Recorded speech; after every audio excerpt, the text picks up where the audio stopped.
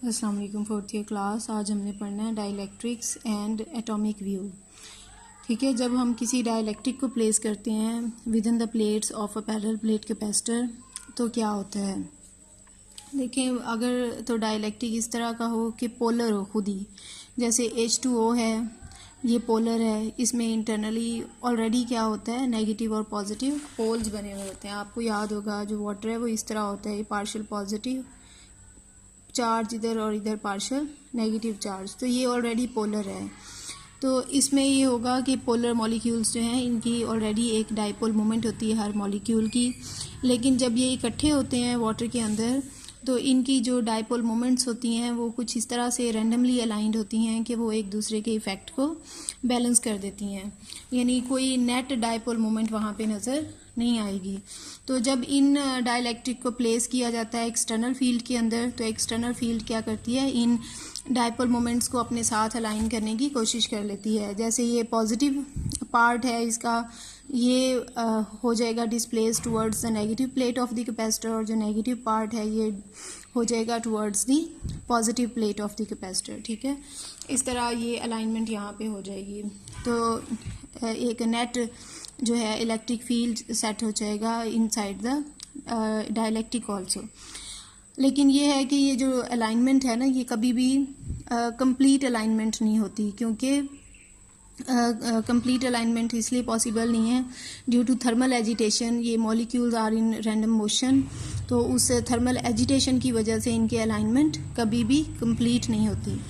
लेकिन अगर non polar molecules हों, यानी ऐसे मॉलिक्यूल्स जिसमें कोई पोल्स हैं ही नहीं, तो इस तरह के नॉन पोलर मॉलिक्यूल्स में जो नेगेटिव एंड पॉजिटिव चार्जेस होते हैं उनके सेंटर्स अलाइन होते हैं। जैसे ये एक चार्ज है, इसको मैं रफ सा वो लिख रही हूँ कि लेट इसके अंदर पॉजिटिव चार्ज है और इसका नेगेटिव चार्ज जो है वो अलाइंड है, यानी इक्वली डिस्ट्रीब्यूटेड है ओवर द पॉजिटिव चार्जेस। तो नेगेटिव और पॉजिटिव चार्जेस के जो सेंटर्स होते हैं वो सेम होते हैं।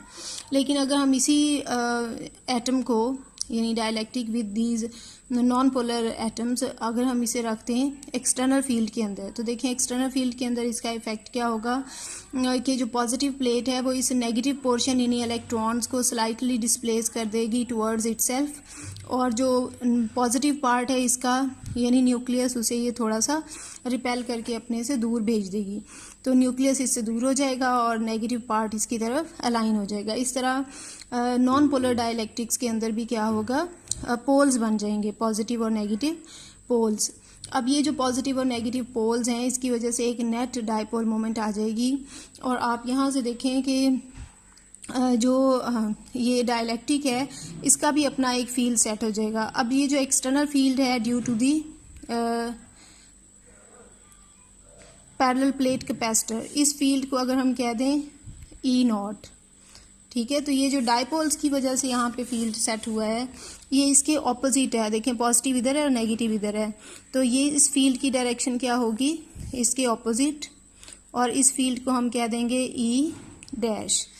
अच्छा, ये देखें कि यहाँ पे ना डाइलेक्ट्रिक के इनसाइड कोई भी नेट चार्ज नहीं होगा, क्योंकि यहाँ पे ये पॉजिटिव है ये नेगेटिव है, ये एक दूसरे के इफेक्ट को बैलेंस कर देंगे, पॉजिटिव नेगेटिव एक दूसरे के इफेक्ट को बैलेंस कर देंगे। तो जो नेट चार्ज होगा वो सिर्फ इस डाइपोल की डाइलेक्ट्रिक की सरफेसेस पे होगा, इस सरफेस पे पॉजिटिव चार्ज और इस सरफेस पे नेगेटिव चार्ज। डाइलेक्ट्रिक के इनसाइड कोई भी चार्ज नहीं होगा। याद रखें कि डाइलेक्ट्रिक जो है ये एक इंसुलेटिंग मीडियम है जिसे हमने इस कैपेसिटर की प्लेट्स के दरमियान में इंसर्ट किया हुआ है। ठीक है, तो ये हो गया। अब इसका मतलब ये है कि जो नेट एक्सटर्नल फील्ड होगा inside the plates of the capacitor वो रिड्यूस हो जाएगा। जो नेट एक्सटर्नल फील्ड है उसे अगर मैं E कह दूं तो E is actually equal to E0 और माइनस E'।